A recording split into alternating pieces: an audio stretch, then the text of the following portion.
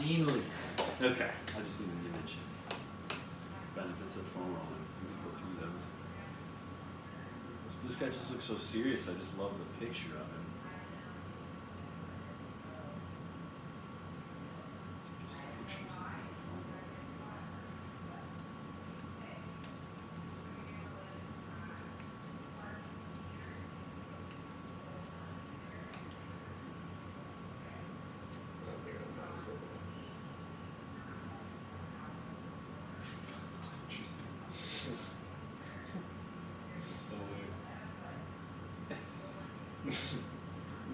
Can you make it big? Can you like right click and hit full size image or something? Because this is just gonna take you to one. Another one. That if you click on the picture like that, it takes you to Like open image? Yeah, maybe. That might work. Then you put it in a new tab. There it is. Ah! Perfect. What a photo. That's winning right there. Alright, start this baby up. Let's see, let's get this guy. Ready to go. Okay. We're rolling. We're rolling. What's up? What's up, everybody? Thanks for tuning back in to the Reforged MPS podcast. Ooh, we nailed the intro. That was perfect. Not practiced at all. What's happening, Derek? Everything's good, man. Yeah. Life's good. Governor just said she's going to reopen in a week. No. Is that right? No, she didn't say that. Oh! I thought that's what you said when I came over. No, I said another week. Oh, another week of not reopening. Yeah. Oh, so shocker. another disappointment. Okay. So another week of a lot of nothing. That's cool. Yeah, I got my hopes good up time. and crushed. Yeah. For those of you tuning in and watching us, you might see that we have a little bit sleeker of a setup these days. It's basically a professional studio. Basically. The only thing is I still can't figure out how to do an aggregate mic. So, those of you not watching us, that's totally fine. Yeah. So if you're not watching us, we got a fancy new table, TV with a wonderful picture up right now. Yeah, which is one of the topics we're going to go over. John and I had discussed this. We discussed it at work. We've discussed it other times. I kind of always poo-pooed foam rolling, but mainly that was because I couldn't even tell you what I read about foam rolling that told me that. Okay. But I think the main reason was just a bias that I didn't want to warm up. Okay. So you're just like, I don't want to warm up. Yeah, like a lot of good that did me. Yeah. Okay. Yeah. So let's dig into it a little bit, right? Yeah, let's talk about foam rolling. It's become really popular over the last, few years. Like probably 10 years, 5 years maybe. I don't know. I don't remember. That would be an interesting thing to know. We can Probably, look that up because we have the computer and the display. I remember the first time I did it I was probably just out of high school, and I just had heard about it. It was probably 2012-ish. Yeah. So like 8 years ago now. So probably. Did you think it was magical at the time? Oh yeah. I mean, at the time I was like, this is the best thing ever. Like foam rolling is just amazing, right? And there was like all this stuff like you need to foam roll for mobility and at the time I wasn't a trainer yet. I didn't have any education in exercise science or physiology or anything like that. When do you remember first? So I think I just started working. I had just left gym, so I worked for a large Flint-based gym. Okay. And then I went to work in some owners that owned 3 branches of Anytime Fitness. Yeah. And they had these foam rolling things. This is probably 8 years ago. Okay, so around the same time. Yeah, and everybody's like, "Oh, everything's tight on you. You got to roll, and roll your IT band. Make sure you roll your IT band because that is super important." And I remember reading. Your IT band's not really a muscle. Yeah, so that's the thing. Like everyone, especially runners, like there's this IT band syndrome, right? Where like you get this like lateral knee pain kind of thing, and like if you don't really know, you think, okay, I can just roll on this area and it's gonna make it better. The thing is, the IT band itself is not a muscle, right? It's very like kind of this like tissue that's very thick and like got a lot of tension on it, and I mean it's not contractile itself, it connects to the muscle, right? The muscle itself is more up in your hip area, right? The side of your hip. So about, quarter of the way down the outside of your thigh and the lateral portion there is when the quote-unquote IT band really starts, right? So it's not coming from there, right? And everyone is always like, I'm going to roll that out, but literally you're doing nothing. You're doing nothing, and it hurts. And it hurts like a bitch. It hurts like crazy. And then I remember it was the therapist, and I love her. She's actually a really good massage therapist, but she, you know me, if I can't read any literature on it, I don't really believe in it. Yep. And she had said, well, yeah, if your IT band site's really going to hurt. I'm like, oh, it really hurts. And she's like, you got to roll it so it doesn't hurt. Yeah. got it. I was just like... Got news for you. It's always going to hurt. I don't care how, loose, quote-unquote, you are, right? And then I would be in there dry humping that thing. Like, why is it still there? Making my face. Yeah, right? Which is very attractive. That's another thing, too, actually, with foam rolling. Like, one thing, like, so we'll get into this more, but of kind of does foam rolling work, all that kind of stuff. But, like, from, like, the standpoint of if you're going to do it, right, try to relax when you're doing it, right? By making that, like, pain face, right? You are tensing up, and guarantee, like, everybody I ever see do a foam rolling thing, whatever they're doing, and they, like, make that face where they, like, scrunch up, they're like, ah! And their, like, shoulders tense up and everything gets really tense, right? If your goal, I'm not saying it works or it doesn't work, if your goal is to, like, relax things, this is doing the opposite of it, right? So if you're not controlling that, like, you're literally, like, doing the opposite of what you want to do, right? And if you're tuning in, you can see on the picture here, and I'm just going to describe the picture to people that aren't listening. So we have what's probably a trainer, and then we have a woman that's probably in her mid-60s. Yeah, she's an older lady. And she's laying her pelvis on the foam rolling, and she's in like a plank position that's collapsed. And they both are smiling, staring at the camera with these, like, creepy smiles. Because I'll tell you, where she's sitting with that foam roller, just below the top of the hips, it's not a painful area there. No, and just a position, like, as a trainer, you never have someone do this. Even if you were, like, trying to roll out your hip flexors or quads, right? You would never have them do this because, like, if you can't see the picture, she's got big extension in her lower back. Her feet, I think, are off the ground. Her knees are off the ground. There. Yeah. Like, she's doing this, like, floating plank thing, and she's got this giant arch in her back. And so you would never, if your like purpose behind this was like quads and hip flexors, whatever you're trying to do, we'll debate that later. Like, this is not where you would be. So it's kind of a hilarious picture. But it is very entertaining to look at. On that note, some of the pictures that, like, just the stock photos in fitness are absolutely hilarious. Like, I don't know have you seen this ad on Instagram? It's from Stanford, the University of Stanford, and it's like an exercise physiology, like, master's thing or something, and it always pops up in my Instagram feed, and it's like this guy, like, he kind of looks like he's, like, humping an exercise ball, like a stability ball. Yeah. And he's, like, doing some sort of, like, Y thing. But, like, both, again, the trainer and the exerciser are, like, turned looking at the camera. Smiling. And he's got his crotch on the exercise ball. Look like you're having fun. What are we doing here? Yeah. And that's the thing. Is, like, I always find that when I'm doing something that's made popular by the media, and that's why I figured, like, this was made popular by. It was a really good, really well-designed campaign. I always feel like it looks like I'm dry humping something on the floor of the gym. And if that's your goal, is to be really good at dry humping, this position's particular. This is for you. This is good as it gets. This is the one you want to master. On that note, too, like, before we get into, like, our debate on if it works or not, right? Is if the intention is there, or if the results are there behind the intention. It is a hilarious thing of how much money they charge for a foam roller. There's foam rollers that'll be $60, $50, $40, and it's literally a cylinder of foam. I actually know a guy, I used to train him, that worked for a company that made foam rollers. And the profit margin that they would have, I mean, these are just, like, basic foam rollers, and the profit margin that they had on these things was absolutely ridiculous. And it's just a chunk of foam.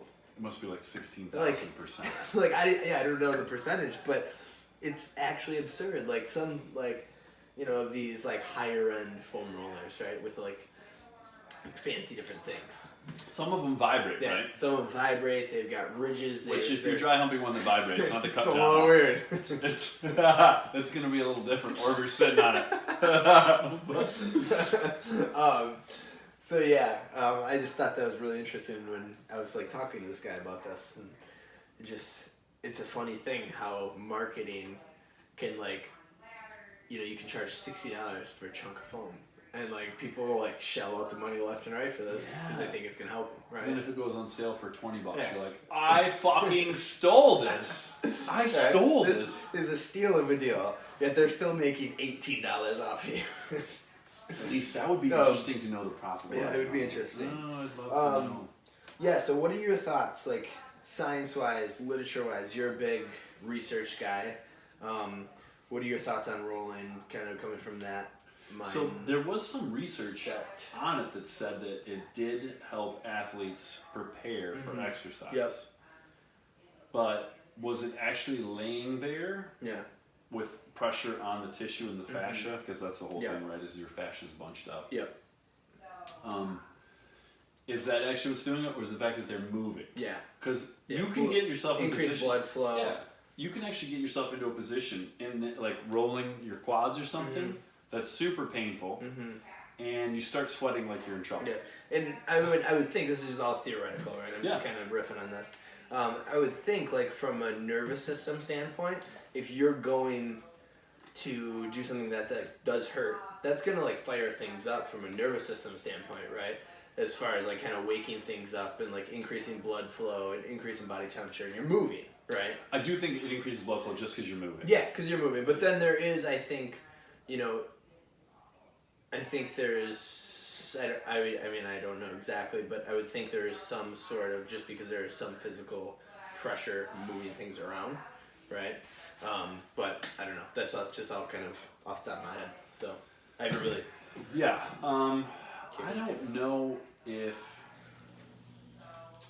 And I wonder how they measured it. How do they measure that they're more prepared? Was it like vertical jump tests? I think it was like strength. how they performed. Yeah. Okay. Like, I think so they had these performance. It was with a squat. Gotcha. Okay. And it was like how many reps they performed. Okay. But the thing with it is. Yeah. And they rated like how ready are you?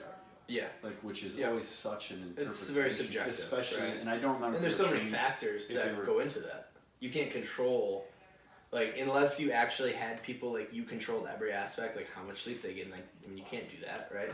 Even if you're in a lab, like, you can't control how much sleep, their nutrition, their prior training up to that, like. I'm assuming they told people like, hey, don't train for X amount of days before you come in for this max rep squat test. But you still can't, what are they doing before that? There's stress levels. Yeah. There's so many variables that go into that. There's a ton, and I don't think those are very well controlled in any of the studies that I read. But what you'd be looking for is all those controls, right? Yeah, for a good study. And you wouldn't even tell them about the foam roller. That's what you're looking at. You would just say, hey, we want you to foam roll your quads for 30 Do seconds. this, then we're gonna go squat. Then we're gonna go squat, and then tell me how you feel. Yeah. Then you could have a recap or something. But and I think what you'll find, and I'm just guessing here, but anytime you're looking for foam roller research, if you dig deep enough through the funding, you follow the money back. Somebody who sells foam rollers. Somebody was selling foam rollers. Isn't it funny how that works? So you have white papers, you have all kinds of stuff. And explain what a white paper is. So a white paper is popular in the U.S. and it became really popular in the late 90s, early 2000s with supplements. And a white paper was just something that was like written. It wasn't scientifically researched at all, but it was like they used big words. Yeah. And it was someone of authority would write it, right? Usually. Sometimes. Okay. Really, it would just be it wouldn't be anybody you've heard about. It'd just be like Dr. So and so. But they have a title. Yeah, but I mean that's obviously there was really no way to go back and like look for this guy at the time because the internet was like brand new. Dr. John Doe. And you're like, oh fuck, a doctor said I should PhD. Doctor said I should get creatine, whatever XL 2000. Because it's this much better than normal creatine. Yeah, it's absorbed by the system this much faster. We found in whatever, and so that's what a white paper is. It's a non-peer reviewed study. Yeah. And the studies were very small. Usually it was like 5 people. Yeah. And Did they really do the study? Who knows? But Yeah. they were called white papers. Yeah. Is it complete bullshit? Total bullshit. And I want to say, I can't remember the name of the supplement company that was really big for them, but they are the ones that made Hydroxycut. Oh, yes. I can't remember the name of that company for life of me. I can picture it, but I don't remember the name either. They had a bunch of supplements at the time. Yeah, look it up here. Hydroxycut. That was huge. Hydroxychloroquine. I'm a terrible speller, so Muscle Tech. That was the one. Muscle Tech, man. Yeah, let's see. Bankruptcy declared in 2005. Hydroxycut is still on the market. Mm-hmm. Gotcha. Yeah, interesting. Muscle Tech. Okay. That was the one. They made this creatine that was so sugary, it ate my stomach. And I'm not saying sugar's bad. Sugar's not. Yeah. Sugar, relative doses is not bad for you. But that stuff destroyed my stomach. Yeah. And I just remember but I'm gonna get huge. It's so much better. I'm gonna get so this much better. paper I says. paid $80 for this tub of 6 servings. Oh. No, I mean that really wasn't well. I know. But you'd buy a massive tub. It was all filled with air, and then at the bottom you'd be like, "Cool, this actually equates to like 30 servings," and I just paid $80. I remember. Do you remember the mass gainers? Muscle Tech Yeah, was the one. Muscle Tech was one of the big ones, right? I remember I used to buy mass gainers because I was really skinny, and I didn't have a lot of money. Like I was in high school, I just graduated from high school, right? And I would buy it. It was super expensive, and it was one of those things. You had to take 4 scoops. I think was 1 serving to get the amount of calories, right? And you did this, but there was 8 servings in the whole giant tub. I remember those. Right? I remember those. Yeah. So I would ration it out. Which completely defeated the purpose of getting more calories, and I would have been just better off eating ground beef or something. But eating candy. It would have been more cost effective. Right? But the marketing behind it got me as this 16, 17, 18-year-old kid, right? Let's just see if we can find that. Muscle Tech Mass Gainer. Mass Gainer. So I want to see the image. 6719. Because they had just these amazing. Oh yeah, the marketing was cool. Imagery. There was some massive dude on there. Oh, I can't find it. Probably changed. It's probably years, way yeah. Because this is. But yeah, stuff like this, you'd have this guy. Yeah. If you guys can see it on the left, jacked. he's completely jacked. If you're not viewing us on YouTube and you just listen to us, he's completely jacked. And it says 70 grams protein, 208 grams carbs. Almost 1,200 calories. Almost 1,200 calories. But I can guarantee. Oh. Yeah, bring up the nutrition label here. Let's check it out. Let's check that out. This is fun. Super weight gainer formula. Here we go. It's loading right now. $71. But how many? Where's the? We got to find the nutrition facts. Look at the. Right, here we go. It's just sugar Right there on the left. consciousness. Look at that chocolate cake. This looks so good. Okay. Okay, 1 scoop. 1 scoop, 410 calories. Okay, so if you're doing the full 1,230 calories per serving. So 3 scoops. So 3 scoops is a serving. God. Okay. 3 scoops is a serving. 3 scoops is a serving. Yep. You get 16. 16 servings for $71. $71. Okay. You know what's cheaper than this to gain weight? What? Anything. Anything. We're looking at 50 grams of protein. Anything is cheaper. 250 grams of carb. Could you imagine what you feel like after downing one of these? Pretty much like poop, I would imagine. But only 6 grams of fat. Yeah, look at that. Low fat. And so just look at the sugar content though. Can you see the sugar? 31 grams of sugar. Now, can we see the ingredients? Yeah, I'm sure we can get over there. Let's roll. I think if you click one picture down there. Okay, maltodextrin is the number 1. Protein matrix. So that is what they do here is they do a proprietary blend. Yeah. And that's kind of what they're saying here. So they don't have to disclose their proprietary blend. And what that is pretty much they can just fill it with whatever they want because the supplement industry is highly unregulated. Yeah, the FDA does not regulate the supplements. It does not regulate supplements. So allergen information, all that kind of stuff. But all this stuff here, soluble corn fiber, cornstarch, sunflower oil. This is nothing out of the ordinary. But they don't list the amount, and that's where they get you. Is because they say they put L-leucine in there, which is what you want. You do want leucine. Leucine's what was one of the main factors to trip MPS. The amino acid. Yeah. We'll go back to here. Yeah. But highly unregulated. Yeah. So like what we could actually do is we could say John and Dee's supplement company. Yep. We could buy mass quantities of like a whey protein. We could filter it down with baking soda or whatever, and just dye the baking soda brown like everything else. Mix that all together, slap on our own label, and resell the shit. Yep. We could do that in your house. Yeah, right here on this table we could do that. We could heat seal everything just like they do, because you buy that and you just get a heat gun. Yep. I have one. But I used to remove paint, so it might be too hot for Yeah, that yeah. kind of procedure. But the thing is with supplements, it's just highly unregulated. And why we're here, I know we're going to get onto foam rolling. Yeah, we'll get back to that. But why we're here, we should discuss like what supplements people should, if any, they need. So like in your view, what are you taking? Yeah, so I take vitamin D. I try to get out in the sun in the summer, but obviously we live in Michigan, so that is a tough thing in 75% of the year. So I take vitamin D. Fish oil, I attempt to. It doesn't always happen. Yeah, okay. Go back to the habits thing. Yeah. Right. But outside of that, occasionally, I don't take creatine all the time, but it's something that I'll take, somewhat regularly, and have over the years, and then just like a whey protein. Why are you currently taking creatine? Honestly, because I don't have any right now. I just haven't bought it. Right? Because it is. I mean, honestly, I'm mass gaining. Right. So I should be taking it, right? Because this is the most researched supplement. But those are like with a bullet. Yes. Yeah. The top. What do they say? 4 or 5 of them, and really the only ones. What about you?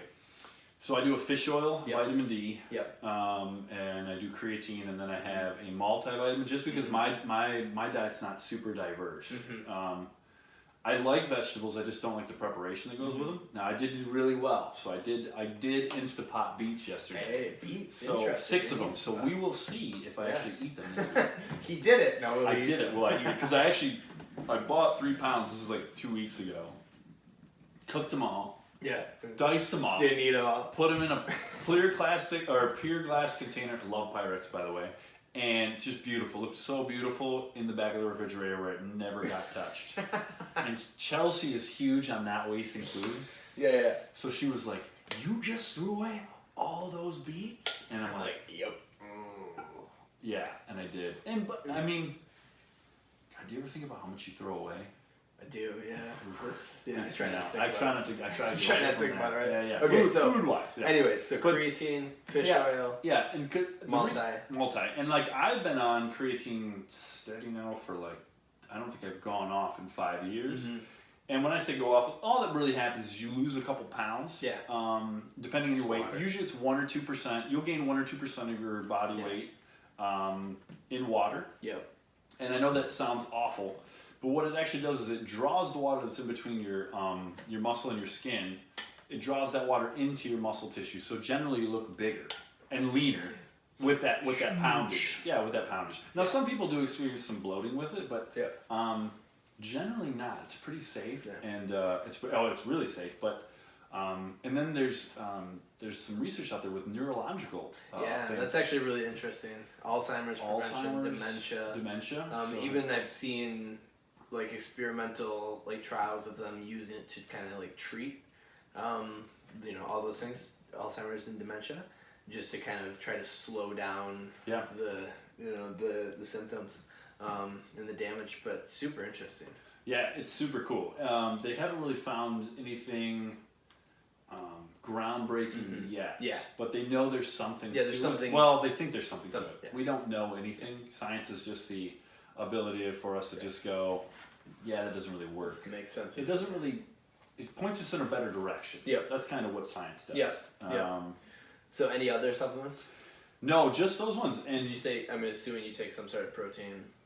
I do a lot of protein shakes. Yeah. Yeah. I do that because I just don't like to make food. Yeah, I get you. I do the same thing. I mean, I have 1 or 2 every day just because like it helps you get to that number. Yeah. You know, and like it's one of those things where as long as it's like high quality stuff and not just like some schmo in their basement like that, like as long as you know it's coming from a good source, like, there's nothing wrong with it. Yeah, and generally you can tell. You can go and look on people's websites to discuss and to see if they have like a high quality protein. You don't have to do that. Yeah. That's what I do because I'm a super nerd. Any brands that you like recommend, like not plugging them, you know, but like any that you recommend to clients? I'm a big fan of NutriBio. Okay. I have been for a long time. I do think they sell some wonky shit, but just because everybody else sells it too. They do. But to be honest with you, I like the gold standard way. I was gonna say Optimum Nutrition. Yeah, solid, and then it's cheap. Like you go to Costco. Yeah, Costco, you get a 5-pound bag for like $40 or something like that. Yeah, so 72 servings if you have a 32 gram serving. Yeah. Typically, my serving size are like 71 grams though, because of my size. So I have no less than a 55 gram serving when I'm doing the protein shakes, which is almost like a little bit more than 2 scoops. Mm-hmm. But I usually only do that once a day, sometimes twice. Yeah. Just to get it in, because I think my target right now is like 240 for protein. Which is, it's tough to do through like quote unquote real food. Yeah, because that would be a lot of chicken breasts. Be 2.5 pounds of chicken breast. That's a lot of chicken and beef and steak and it's just a lot of eating. A lot of eating.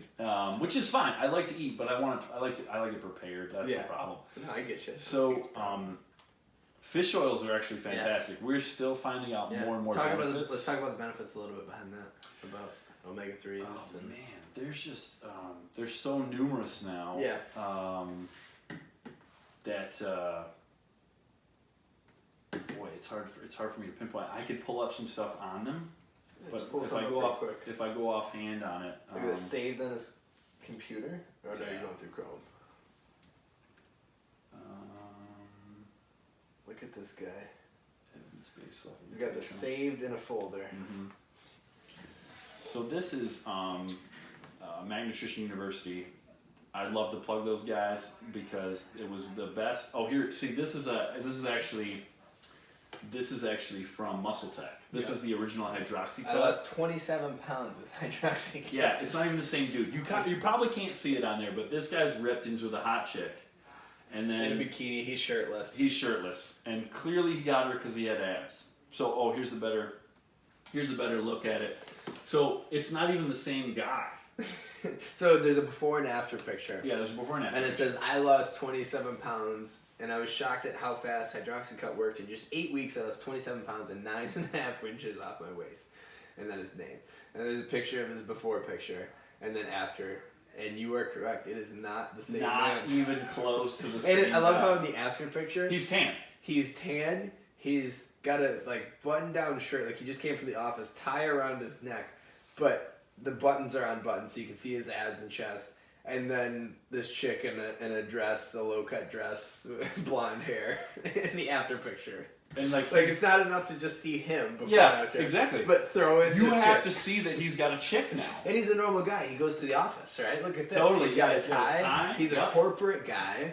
She is going to third base right now with him too. We are. So that means she's about to grab. And I love the disclaimer under it. Chris's results not typical. Exactly, and that's what these words. You're saying there's a chance. There's a chance. 1 in a million. I'll take it. So if you come down here, considerations when we're taking things. The Informed Sports. .com, trusted by sports.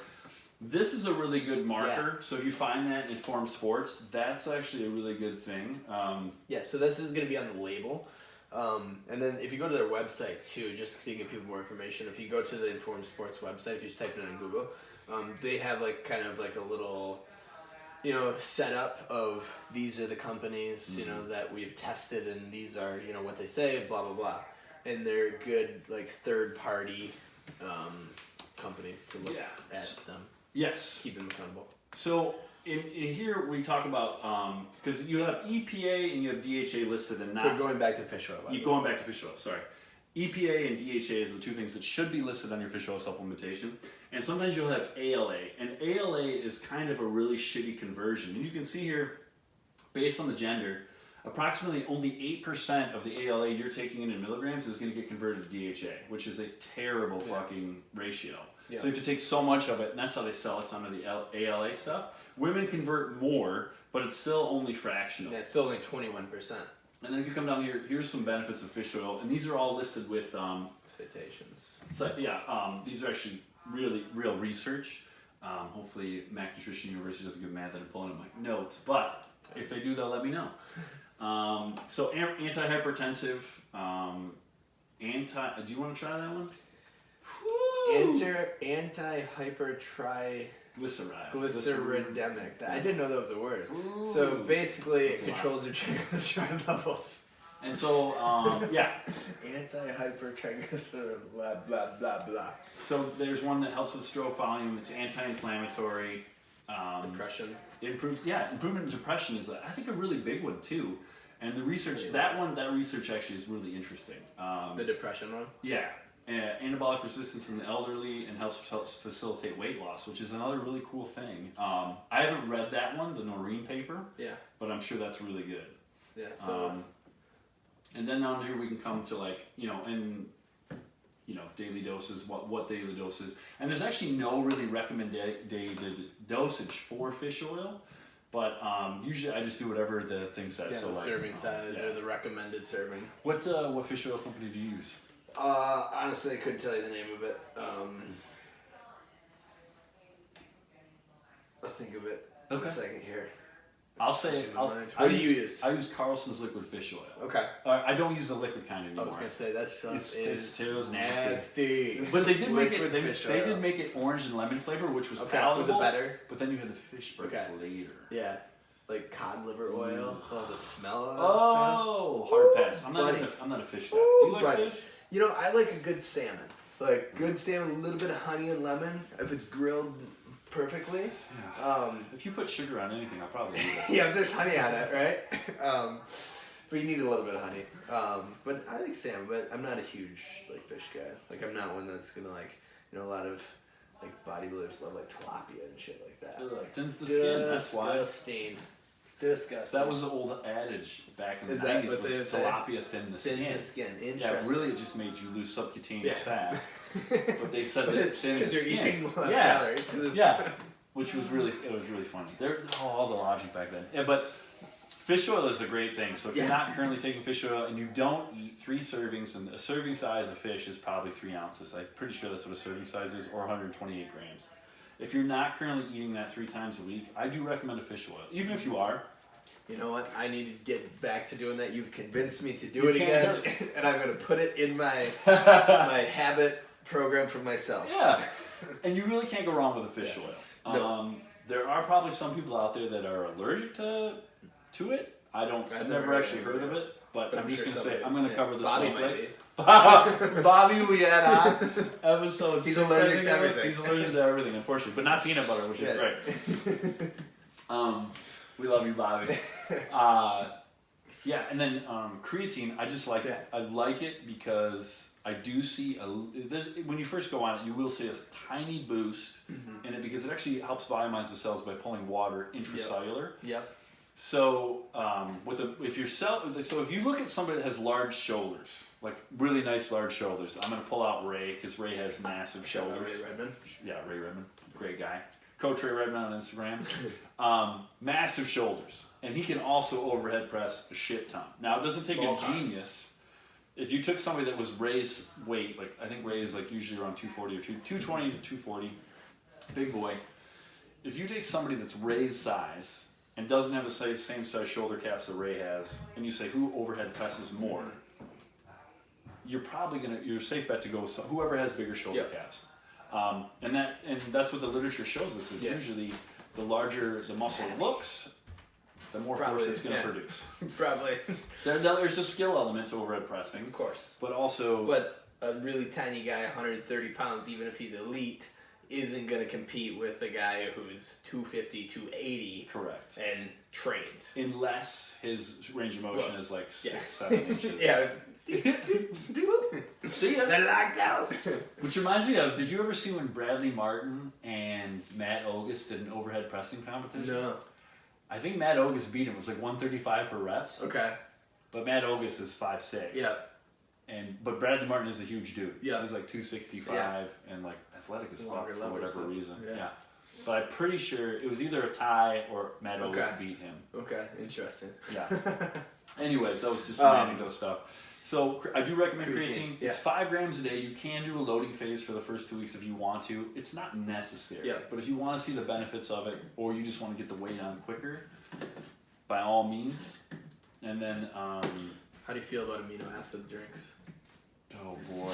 I'm saying with a smile on my face. Because I know how you feel. Oh god. If you like just to flavor your water, if you want a really expensive way to flavor your water, by all means. If it makes you drink more water, if that's the way you do it, awesome. There is some anecdotal research. I shouldn't say anecdotal. There is some research for people that exercise for more than 4 hours a day. So like endurance athletes. Long duration.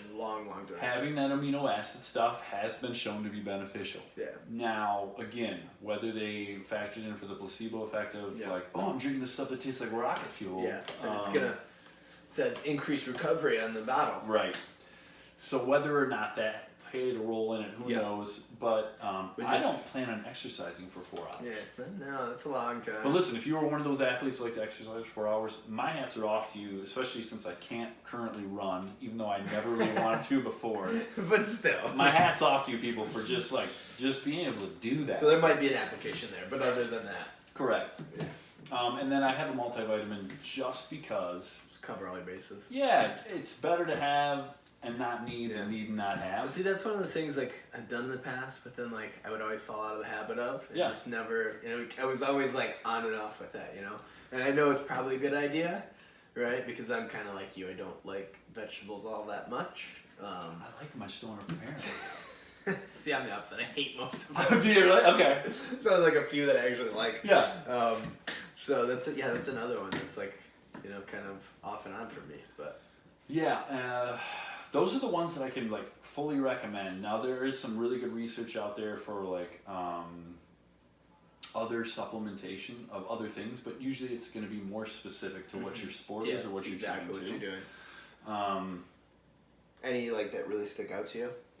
Or just kind of me? There was some really interesting research with, what was it? I think it was beet juice. Yeah. And tart cherry juice. Yeah, tart cherry juice. I've experimented with that a little bit. Problem with that is so many fucking carbs. Like it's huge amount. Huge amount, and to get the effect, you need to take a lot. A lot. Like whether you're eating cherries or drinking it, like you have to have a ton, and it's like, okay, I have no more room for anything else in my day. It's like, okay, it's not even worth it. Cherries are extremely calorically dense for fruit.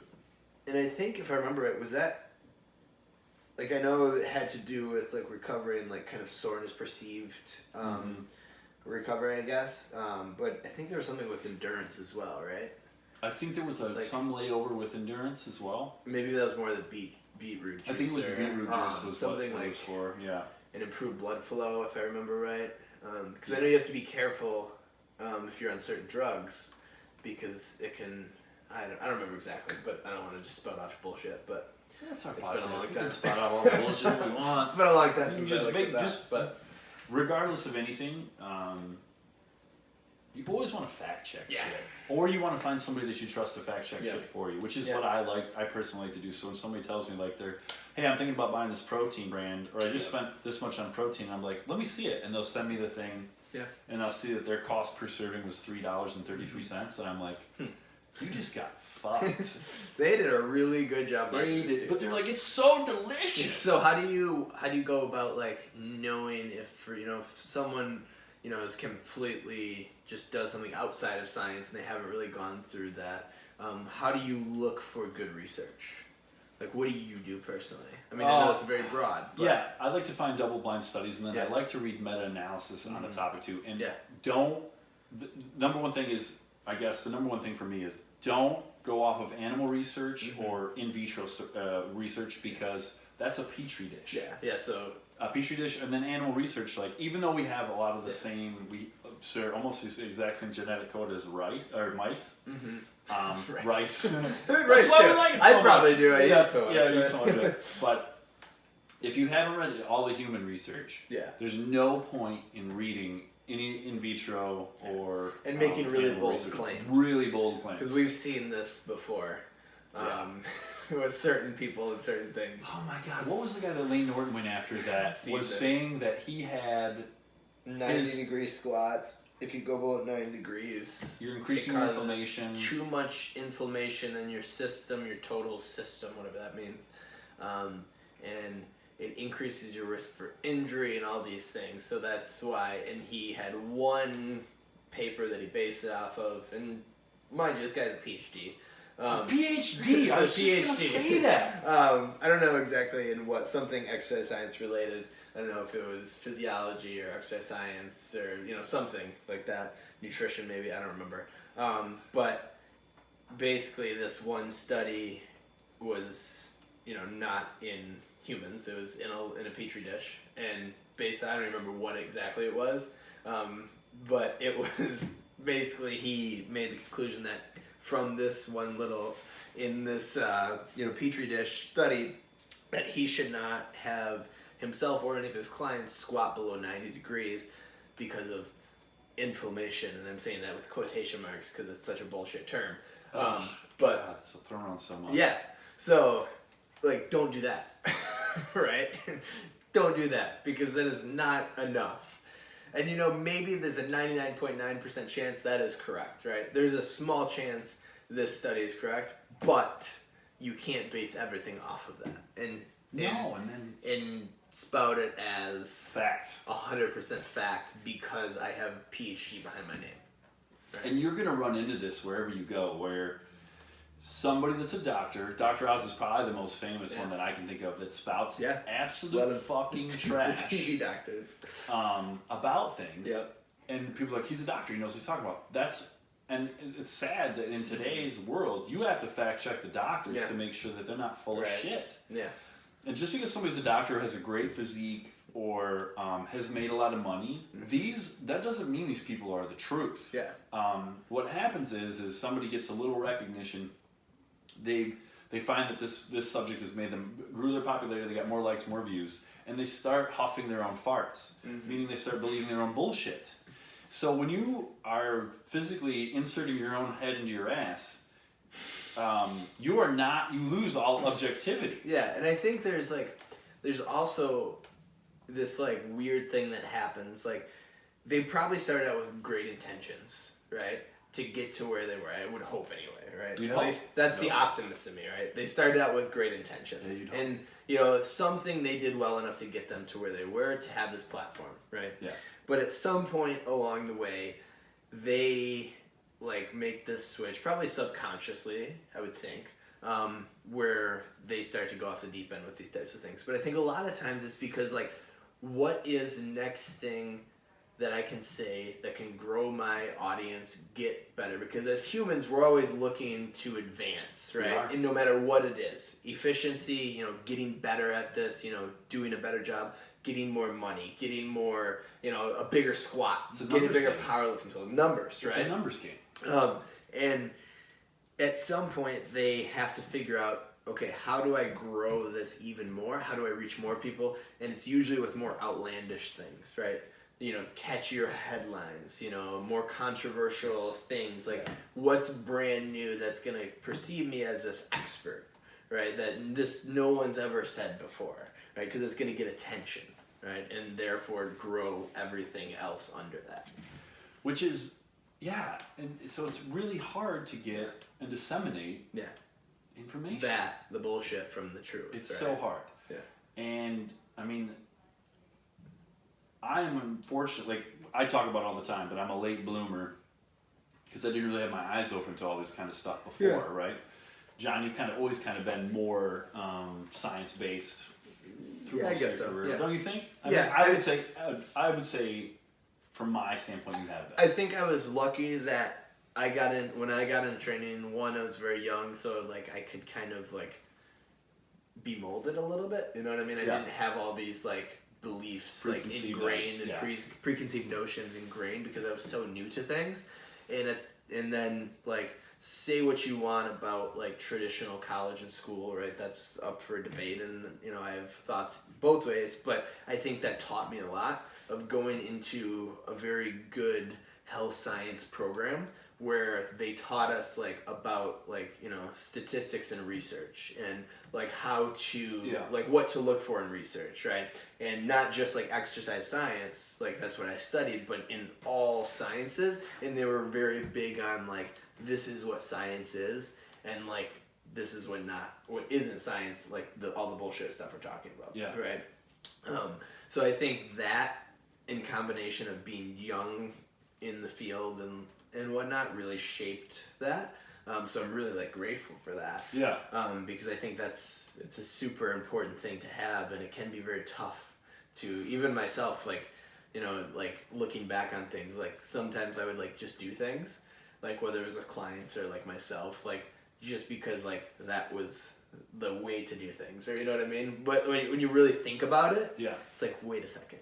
This doesn't add up. Yeah. Like 1 + 1 doesn't add up to 2 here. It's like, why am I doing this? Yeah. And I think having to have like, or being able to have that like detachment is super important, like in science.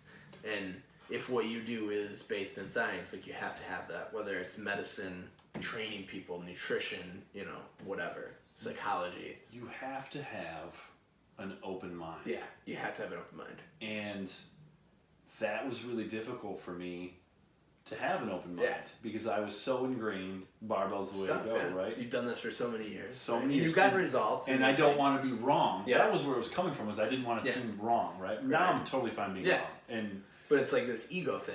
It's totally an ego thing. And you can, Go on, I'm sorry. No, go ahead. I kind of cut you off there. You have to, like we talked about it with Bobby, you have to understand your lens. Yeah. What lens are you filtering things through? Like, is it I want to be right and that guy's a pussy? Yeah. Why are you? Yeah. You want to be right. You want to be the authority because it pleases your ego for people to listen to you. And it places you at this higher level than your peers, right? Exactly. And going back to like the human thing of we want to do better. Always. Like I would say, 99% of humans. There's the rare ones that don't, but like. We want to be better at what we do, right? And if we're a trainer, right, we want to be better at it. We want to advance past our peers, even if we care about them. Like we want to be the best, right? Yeah. So how do we do that, right? And that's where sometimes the ego can get in the way. Yeah, and if your ego gets in the way, before you even get into the gym or you're trying to change your diet, if your ego's already in the way, you could be in for some trouble. Mm-hmm. So 100%. It's important to just try and remain as objective as possible, and it's tough to want to read about things that you don't like. Right. So unless you like go into Google and you type in foam rolling's not good for you, right? Which is something that I have done before. 10 reasons why foam rolling's bad for you, right? And you could go either way with it. You could go either way with it. And you can find like reputable sources, quote unquote. You could find, saying 10 reasons why good and 10 reasons why bad. That's a Harvard paper up there. Should you foam roll, right? Yeah. And I mean, I haven't read that obviously, but that might be a white paper. Yeah. But who knows? Yeah.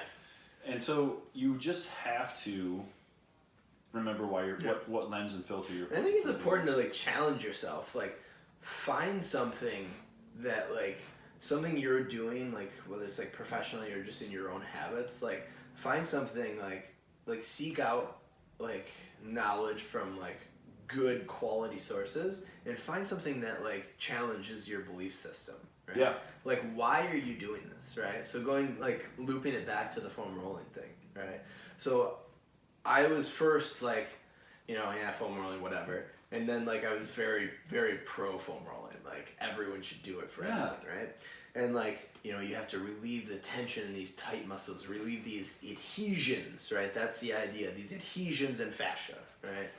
These bunches in the fascia. And that's what's like limiting your performance. That's what's causing pain, right? Yep. But then like the deeper you get into it and like if you ask yourself, well, why is this muscle quote unquote tight? Like, is it really just because like a muscle isn't just tight because it's tight, right? you're, you know, going back to your IT band, right? Yeah. Like, it's not just like in pain, like optimally, right? Yeah. If like things are perfect, like you move perfectly, it's not in pain, right? Why is it? It's not because you're not foam rolling. Like, if you're not in pain, you don't foam roll it all the time, right? So like, why is this happening, right? Where is this coming from? What is the source? Like, what, like, biomechanically, what movement wise, what breathing patterns do you have that are causing this issue? Yeah. Right? Why is it? It's like, you know, the quote that we tried to quote the other day, or not the other day, a few weeks ago, about the, it's not the criminal that cries out type of thing. Yeah, it's not the assailant. It's not the assailant, the criminal that cries out, right? It's the victim, right? Yeah. So if this muscle is the victim, where is this coming from? Yeah. And like, just like aimlessly, like if you're like fill in the blank muscle, like your piriformis, right? That's a common one. Oh, if you're God, piriformis syndrome, right? Everything, right? Oh, it's a piriformis. Piriformis is really tight, right? Okay, so why? Why are you experiencing pain there, right? It's not your piriformis just like woke up one day and, you know what? I'm too long. I'm gonna shorten. I'm gonna create a lot of tension, right? And it's gonna cause a little pain, but who cares? Yeah, right. you'll be fine. It doesn't have a mind of its own where it just decides to do that. Yeah, it's happening for a reason, right? Something is happening throughout your day biomechanically, whether it's, you know, your habits or your what you're doing exercise wise. Something is happening, right, where it's causing this. So it's not just, okay, I'm gonna lay on a ball for 20 minutes, you know, on like sit on a ball, and it's gonna make things go away. Oh, we know people that right? do that, so that's why I'm laughing. So it doesn't go away, but yes. like you do get some kind of feedback. Yeah, and there's usually there's a temporary relief, but right? my thing and I'm not discounting that. Yeah. Like if like you're like, I know like myself, just personal experience, right? Upper traps. I used to have some shoulder issues, and I would get pain in my left upper trap. Okay. When I was powerlifting, right? Probably because I was doing so much powerlifting and not anything else. But that's besides the point. And so what I would find was, okay, if I take a lacrosse ball, stand against the wall, put pressure, you know, roll around in my upper traps, like hit that whole area with the lacrosse ball, it temporarily relieves things, right? And then I'm able to press overhead, you know, without pain, right? But then, you know, after things cool down, 6 hours later, man, it's right back. It's again. Yeah. You know, because you're not actually doing anything. No. You're just. What do you think? What do you think the mechanism is behind that? It was painful, then you rolled on the ball, and then it wasn't as painful. What do you think the mechanism behind that is? That's a really good question. I think part of it, honestly, was a placebo thing, to an extent. Okay. You know, because I had this preconceived notion that if I do this will make the pain go away, right? But then outside of that, there's something going on. I don't know what. I don't know. Whether it's like are you down regulating the nervous system in that area, right? That's for some reason that there's more tension there, right? Is what it is, right? It's like the same with massage, right? You get a massage, you feel better in those areas usually, in most cases. Some cases, I guess. Dependent. He's shaking his head no. Well, it's just, I am...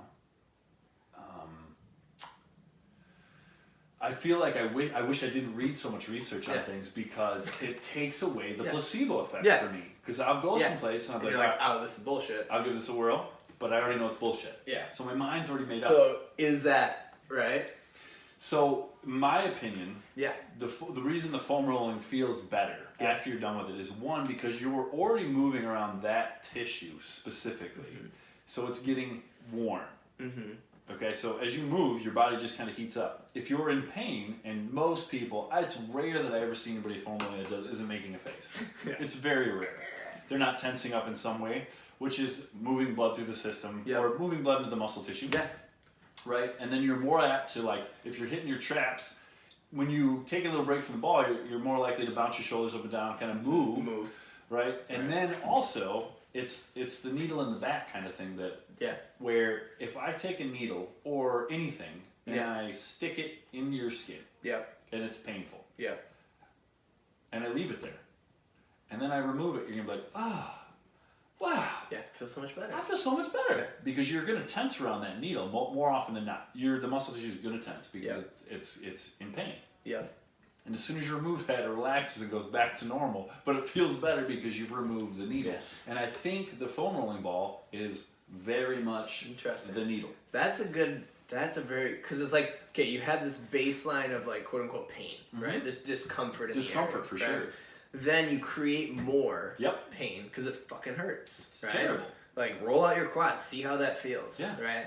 Then you remove that and you go back to the baseline. It doesn't seem so bad, right? It's this like contrast. That's a very interesting thought. That's where my whole thought came from on foam rolling. Yeah.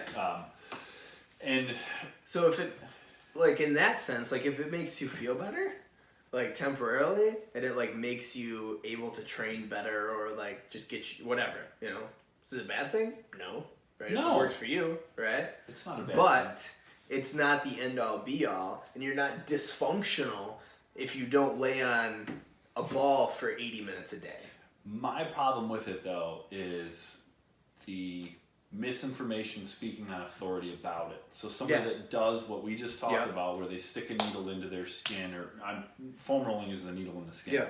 They do this, and then they feel better, and they're able to do a movement, and fucking foam rolling. Look at this. End all be all. Look at this M1. And you can even videotape it, right? You can videotape before and after. Wow, look at this. Oh, it's magic. It's the magic bullet. Yeah, and so then the misinformation spreads, which is exactly what happened with the foam rolling industry. Mm-hmm. It spread. Yep. So you had, I believe foam rolling started in some powerlifter's dungeon. And I believe that what they were using was the cement cylinders that we had talked about. Yep. And I think they were using body tempering.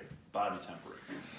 But it got, people weren't hard, if you've never rolled on a cement block, it's fucking really Even painful. Just take a barbell. Yeah. Take a and barbell at floss the it. end of the barbell, roll it up and down your quads, see how that feels compared to a foam roller, right? So it always gets, the purest form of things always get bastardized for the, I don't want to say average people, but for the rest of us. And I think like in that context, like a power lifter, right?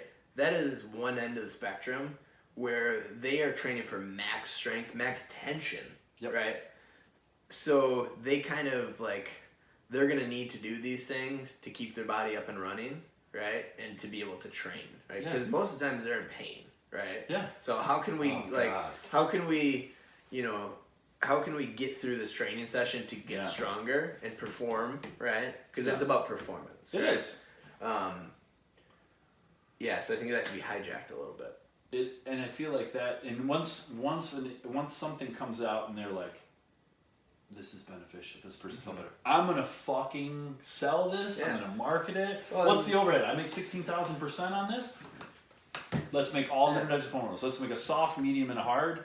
Let's make it with a motor in it. Let's make it blue. Let's make it pink because people want it to match their shit. Then, so on that note too, so in the past when I was writing a lot, like I would have random companies reach out and be like, hey, can you do something on this, right? I don't even know what this is, right?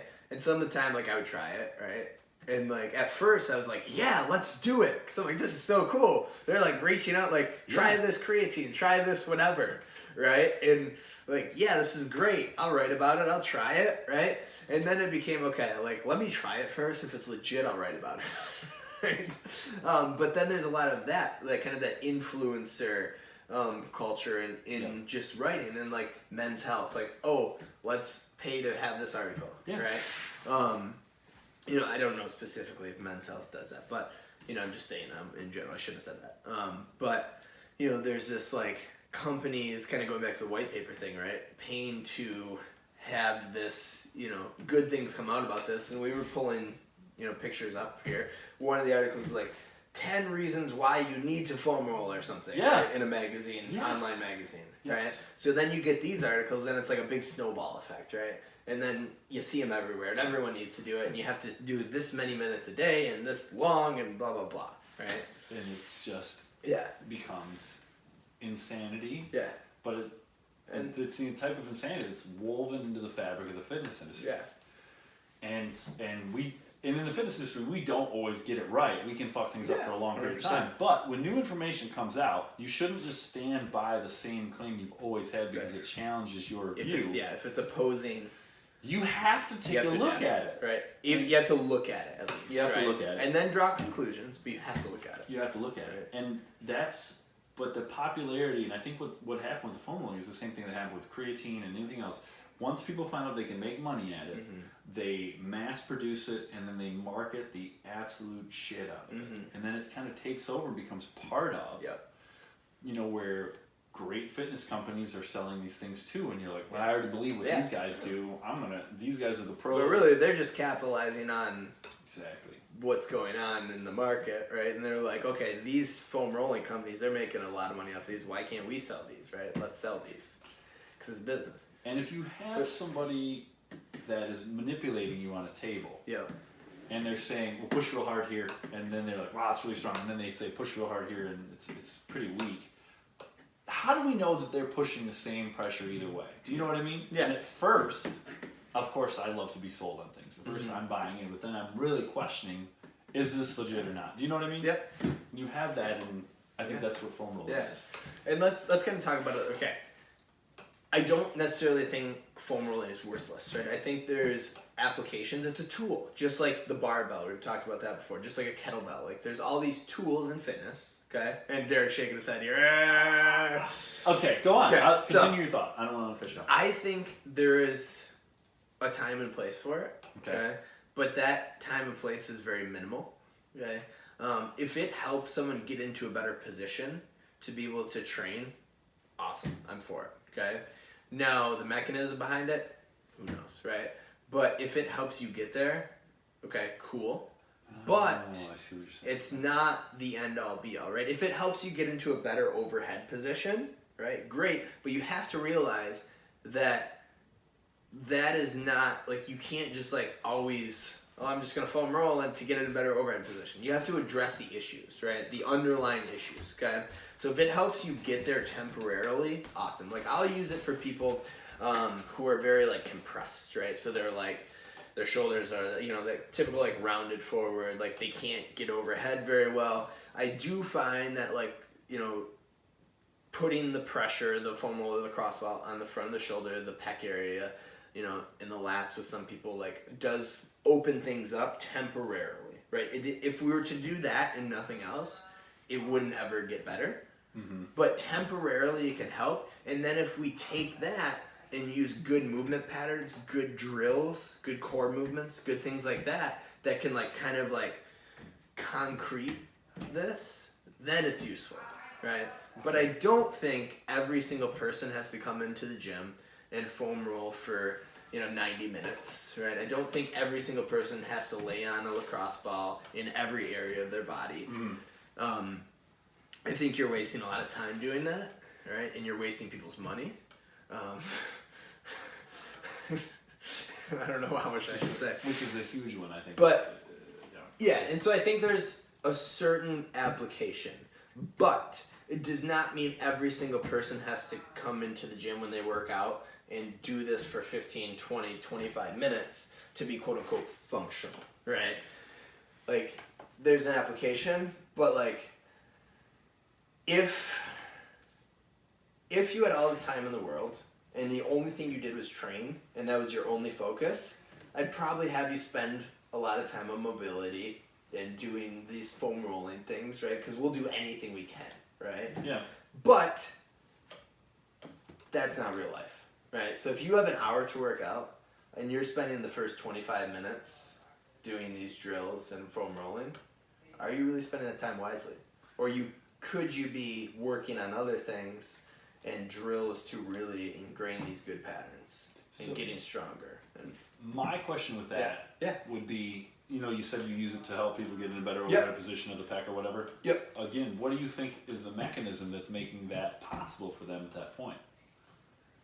Maybe it is, like you said, maybe it is increasing blood flow to that area. Or maybe it's just totally placebo. Or maybe it's totally placebo. They're moving it through a certain range of motion. Yeah. And they're maybe it's just movement. I think that's the key. Maybe it is. But, yeah, maybe it is. That's what I think. Now, I don't have any research to back that up, Yeah. but I will say that I think movement is always the best medicine. Yes, agreed. You know I've been dealing with a back issue on my knees, and all my listeners do too, and I hate to keep talking about it the whole time. But what I found is that my knees were bothering me because my lower back was tight, right? And I think one of the reasons was because I wasn't moving them enough. So I finally found a position where I could lunge, and I could. Did it feel better? It feels. My knees feel a ton better. And so all I've been doing is 3 sets of 10 to 20 lunges per day. Every time I go to the gym, which is 6 days a week. Sometimes it's less than, but I'm always doing my lunges after my core work, the McGill Big 3. And movement has definitely made my knees feel a ton better. And walking. Yeah. Like Talene mentioned. You know, I think part of that is like, I'm just kind of going here. This isn't, riff it, right? Riff it. I think part of that is going back to like the localized blood flow, right? You're increasing blood flow to that area. More blood is traveling faster to that area, so more is going through, circulating through the system, right?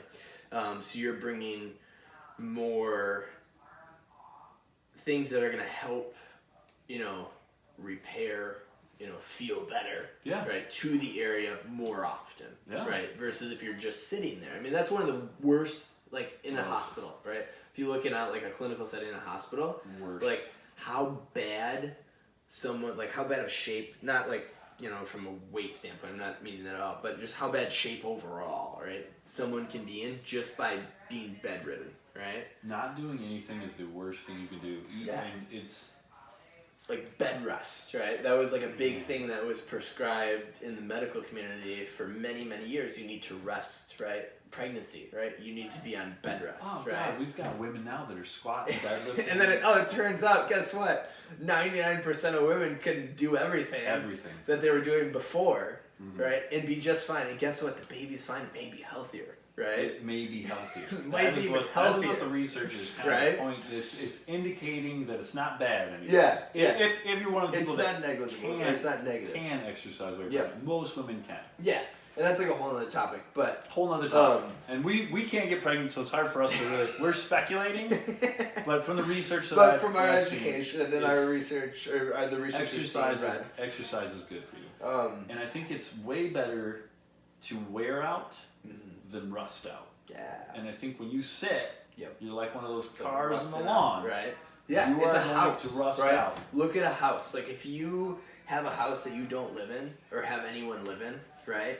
That is the quickest way for a house to go to shit, right? Which is bananas. It's crazy, right? Yep. But if you have a rental house, right? Yep. Right? So if you have someone, no tenants in it, right? And you don't go take care of it, it is going to go to shit very quickly. Right? Yeah. But if someone's living there, if you're keeping up on it, right? Everything's much better. Everything's much better, right? Everything lasts longer. It does. Right? Which sounds counterintuitive. But, like, why not just let it sit? And you can always, it doesn't matter, I shouldn't say always, most cases, you can find some type of movement pattern that doesn't hurt. Doesn't hurt. Even if it's a partial. Yep. So I started off with the lunges, I started doing partial. Yeah. Quarter reps, half reps. And it was like, against everything in my body, and I had to check my ego because, I'm a range of motion guy. Yeah, I love full range of motion. Love deep squats, love all that stuff. But I had to do what I could do because it was more than nothing. Yep. And if you're trying to get into exercise or you're trying to lose weight, you can always do something. Something is better than nothing. Yep. So, but foam rolling is probably not better than nothing. I'm just kidding. I'm kidding. Maybe it is, but and that would be a whole other topic. Is when is it okay to lie to a client? To lie to a client? Yeah, because if you tell them, like if we're authorities on health and exercise, from like a placebo standpoint, and we say this is going to help your overhead press, or this is going to help your quad, you got to roll on this thing, and they'll be like, yes, you're going to feel better when you do this. They do feel better. I've seen lots of people get better doing this. Right? Oh, I think I need to foam roll today. My quads are super tight. I'm stressed, and then they roll, and they're like, I feel so much better, and you're like, I'm so full of shit right now. Like that's what I think. Yeah. and part of it is where we work is that is something they want us to prescribe. Yep. Is that part of their mobility warm up? Ooh, it's a tough pill for me to swallow. Most of the time I skip it. I'll be honest with you. And I myself skip it, which the research might come out that I'm right eventually. But as of right now, we'll see. And I don't really need. That's playing to my ego to be right. But I think the main thing is I just don't spend 20 minutes dry humping the floor. So, is foam rolling good for us? Sure, if it works for you. It depends. Depends, right? That's literally. I think we should name we the should podcast. name the podcast. It depends. We should because Like, it's just forget Reforge. It depends. It's always just gonna depend. Yeah. No, I agree. It depends, and like I think that, to kind of wrap things up in the foam rolling topic before we move on, like at least myself, like, I don't do too much of it anymore. Occasionally, with clients, I'll do some. Like I said, in circumstances where it can help open things up to go into positions. Yeah.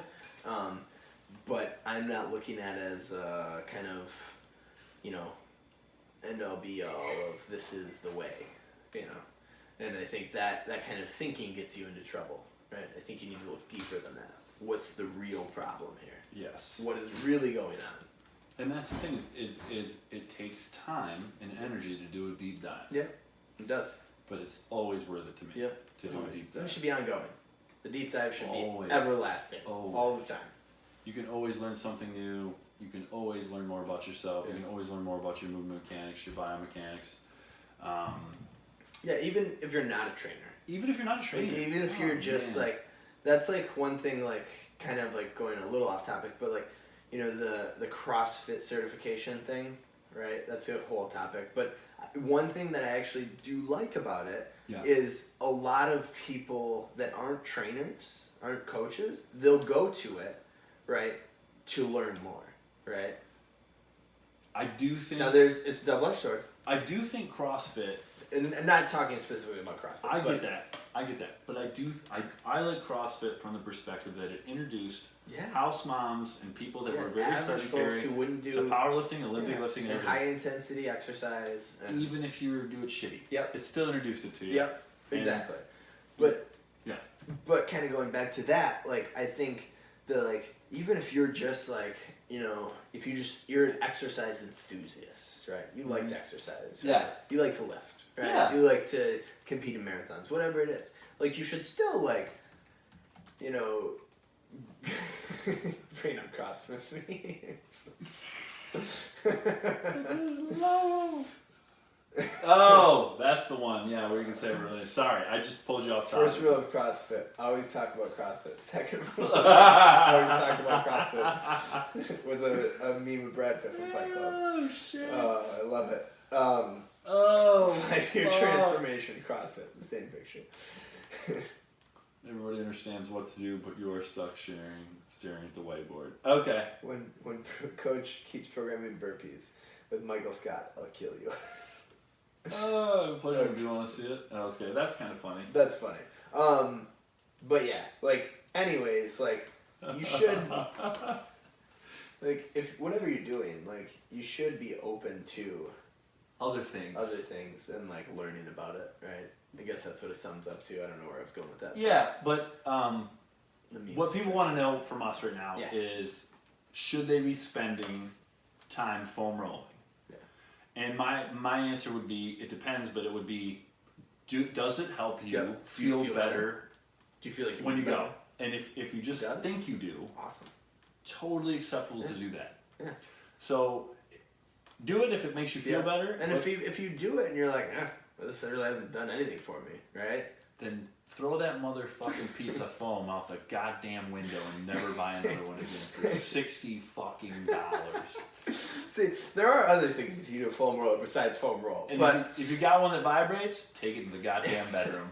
That's that's a funny one too, right? The vibration thing's interesting, because have you ever seen like the vibration plates, like things like that. I'm certified in it. Oh, you are? Okay. Not that. Porky.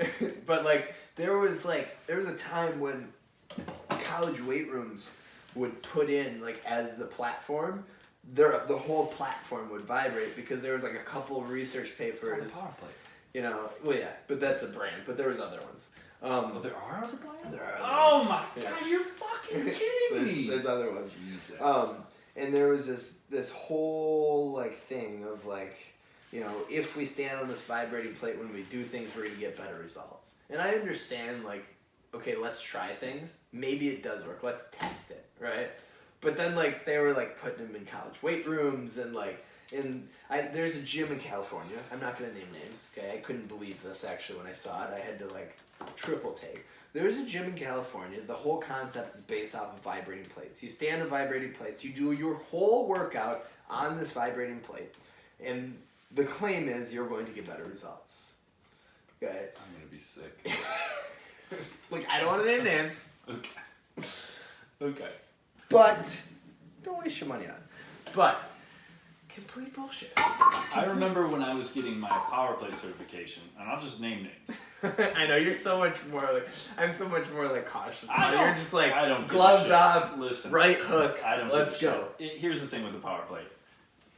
They told me, and they said we don't want to say this, but this is what if you do one squat on here, it's like doing 100. And I'm like, That was what they said. have you ever done 100 fucking squats? Let me tell you, that is not what this is like. Okay. They might not have said that verbatim, but Yeah, that was that was the idea. an indication. Was Gotcha. oh, your muscle tissues have to fire so much harder while you're vibrating. And I will say, like again, going Do back to the temporary thing, I don't know the mechanism. At a gym I used to work at, they had one that like sat in the closet because like years ago they bought one and like they were like, yeah, this is It's bullshit. a $15,000 piece yeah. of equipment. Absurdly expensive.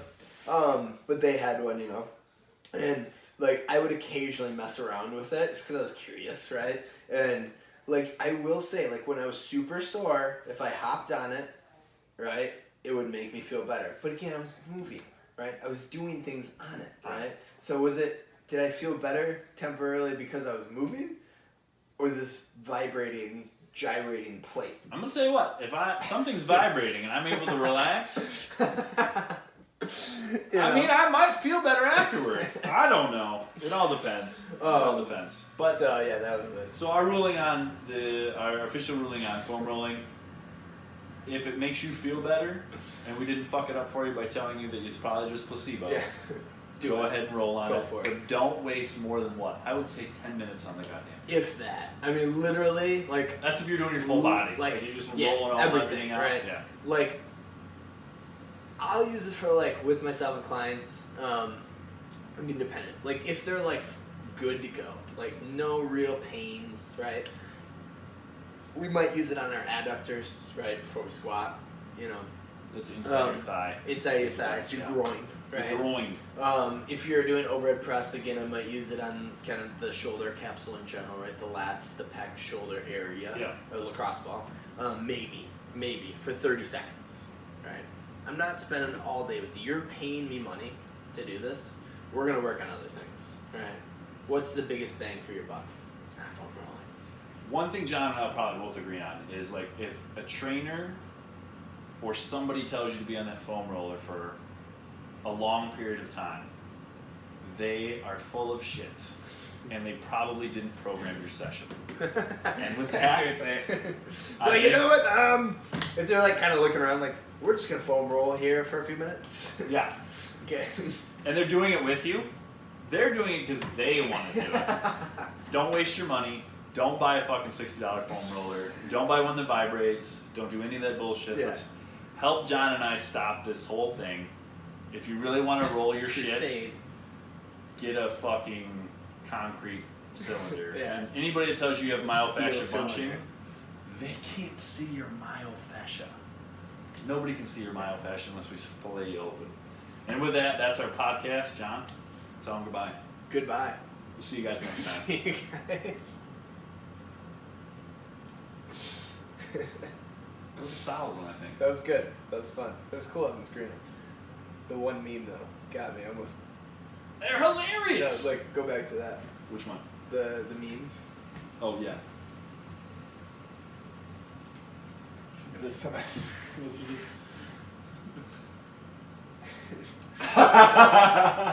Man who identifies as 6-year-old dominates CrossFit kids class. That got me. That's hilarious. Oh, that's funny. I love it. Okay. No, that was fun. That was a good one. That was a good one. Yeah, I like our setup good. Did it record? Can you still see me? Am I in camera? Yes. All right, perfect. Good.